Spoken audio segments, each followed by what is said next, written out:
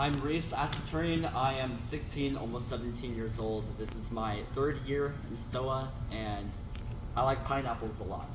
I was told to give you a fun fact, so there it is. Alright, so then let's go ahead and get started. On May 2nd, 2022, a series of riots and protests began following the leak of a draft majority opinion for the Supreme Court decision Dobbs v. Jackson, which stated that the Constitution does not protect the woman's right to abort her unborn child. Thousands of protesters rallied in cities across the country. Shouts echoed through the crowds to protect reproductive freedom, to protect a woman's right, their freedom to choose. Knowing this to be the argument for the murder of the unborn, I ask myself often, when has this become freedom? As Americans, we hear this word freedom, and what comes to mind is an image of patriotism. But more and more, that image is changing, as many cry freedom in the association of a long list of morally corrupt behaviors. Abraham Lincoln made it clear that America will never be destroyed from the outside. If we falter and lose our freedoms, it will be because we destroyed ourselves. And he couldn't have been more right. Our morals are being corrupted, and freedom is being used to justify evil. America is destroying itself, but by something Lincoln would have never dreamed: freedom. Today, I hope to open your eyes to a few things: how a false view of freedom has come about, and how it has corroded our morals as a country. Furthermore, I have to show you today that no one can find true freedom apart from faith in Christ. We'll do that through a few ideas. We'll take a look at the warnings of this false view of freedom. Then we'll address how this false view of freedom has corrupted America. Finally, we'll take a step back to remember what freedom truly is. No one person warned against a false view of freedom more than a man named Alexander Solzhenitsyn. According to Britannica, he was born in 1918 during the Bolshevik Revolution. Against the communist Russia, he was thrown in Siberian gulags for 8 years, beaten and starved. When he was released, he went on to publish multiple books detailing the camps and his disdain for the Russian regime. The Soviet government, in response, stripped him of his Russian citizenship. He was then granted asylum in the US, where he spent the rest of his life. One might assume, is experiencing the very worst of the Soviet Union, he would point to America as a beacon of hope and justice. But no. Instead, during his Harvard commencement address titled "A World Split Apart," he admitted, "But should someone ask me whether I would indicate the West, such as it is today, as a model to my own country, frankly, I would have to answer negatively. No, I could not recommend your society in its present state as an ideal for the transformation of ours." How could this be, you may ask? Well, the answer lies in how we have come to define freedom. Alexander explains later in his speech, 200 or even 50 years ago, it would seem quite impossible in America that an individual be granted boundless freedom with no purpose, simply for the satisfaction of his whims. The answer boils down to this: America's freedom has been distorted to an obsession with individual happiness, an ideological shift from gratitude to victimhood, and ultimately, a hatred of one's own country. So let's take a look at how this has come about, how this perversion of freedom has corrupted America. When answering this question, we must first go back to the sexual revolution in the 60s and 70s. People fought to legalize drugs, prostitution, and pornography, saying that they were all included in our freedoms. Many people during the sexual revolution, such as Wilhelm Reich, sought to make life's purpose all about individual happiness and pleasure. But since many understood that our pleasures were often immoral, that idea had to be stripped away over time until what was left was a lack of conviction over our immorality.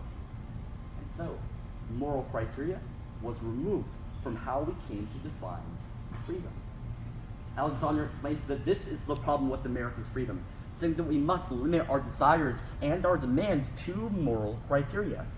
He explains why, saying if personality is not directed at values higher than the self, then it becomes inevitably invested with corruption and decay. And it isn't hard to see how that corruption is manifested in America today. The most obvious is the issue of abortion. USA Today reports that less than a combined 1.5% of all abortions are due to rape and incest. 1.5%. These statistics give credence to what John MacArthur argues in his book, The Pillars of Christian Character, where he says that abortion, at its core, is simply the right to be obsessed with one's own pleasure. He reasoned, people are so obsessed with being able to have sex without implications or responsibilities that they're willing to rationalize the murder of society's most innocent and defenseless members. When a lack of conviction over our immorality becomes the norm, our immorality becomes moral and therefore a freedom. That is why things which were once inexcusable evils, such as abortion, are now being thought to be protected. But it doesn't stop there. When one is so focused and consumed with their own happiness and pleasure, they can't handle the reality of being forced with adversity or misfortune. And so when they are, they become victims. And this victimhood must have someone to blame, and so blame follows. And with that blame comes hatred. Sooner or later, society will tear itself apart. And it will come about as Lincoln had anticipated, because we destroyed ourselves. Now then, we're left asking, what is the solution? What is true freedom? If it isn't having the right to do whatever we want, then what is it? True freedom is having the ability to do what is right. It's ironic that banning pornography and drugs is seen as a restriction of our freedoms, because those things are what really bind us. Giving in to self-indulgence is the same as being a slave to your own desire. The Apostle Peter makes this known in 1 Peter 2:16, where he says, "Live as free people, but do not use your freedom as a cover-up for evil. Live as God's slaves." You see, freedom to do evil is bondage to it. True freedom will only come when we live as slaves, but to Christ. As John Adams famously remarked, our Constitution was made only for a moral and religious people. This is what Solzhenitsyn and many others had said. Freedom is only freedom when it is limited by moral criteria. That is the freedom this country was founded upon. But when corrupted, it also has the power to destroy it. That is what we see happening in our country today. Freedom is not limited or constrained to any sense of morality. That is why marriage is being redefined to encompass any arrangement one desires. That is why our children are being taught to embrace a different sexual identity. That is why transgender men are being celebrated as they abuse women's sports. And that is why thousands of Americans today fight with a passion to protect the right to murder society's most innocent and defenseless members. All of these are seen as rights as moral clarity fades in favor of a limitless, undefined, morally bankrupt freedom. There's a woman I know who was in bondage to her so-called freedoms as she was addicted to drugs. And this slavery to her drug addiction led her to sell her body so that she could continue it. This resulted in 5 children being born, neglected, and all placed in the foster care system.